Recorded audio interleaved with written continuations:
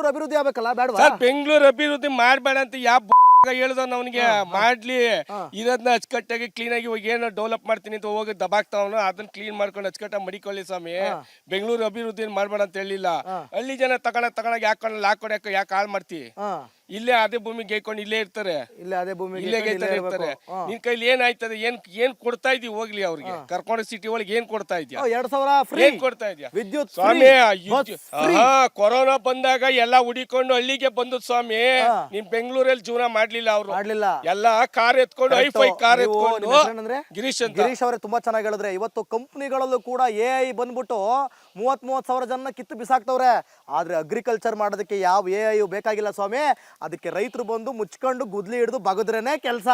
ಯಾವ ಮಿಷಿನ್ ಇಲ್ಲ, ಯಾವ AI ಇಲ್ಲ. ಏನಂತೀರಿ? ಸತ್ಯ, 100% ಸತ್ಯ. ಬಿಡ್ಕೊಡಲ್ಲ ಹಂಗಾರೆ ನೀವು? ಯಾವುದೇ ಕಾರಣಕ್ಕೂ ಬಿಡಲ್ಲ ಸ್ವಾಮಿ. ಏನೋ ಡಿಮ್ಯಾಂಡ್ ಮಾಡಿದ್ರಪ್ಪ ಸರ್, ಸಾಯಕ್ ರೆಡಿ, ಸಾಯ್ಸಕ್ಕೂ ರೆಡಿ. ಎಷ್ಟ್ ಜನ ಹಿಂಗೆ ಒಗ್ಗಟ್ಟಾಗಿರ್ತೀರಾ? ಏನ್ ಮಾಡ್ತೀರಾ? ಎಲ್ಲಾರು ಒಗ್ಗಟ್ಟಾಗ ಸರ್, ಎಲ್ಲ ಪ್ರತಿಯೊಬ್ಬ ರೈತರು ಒಗ್ಗಟ್ಟಾಗ. ನೀವು ಹೋರಾಟಗಾರಲ್ಲ, ನಾವು ಪ್ಯೂರ್ ರೈತ.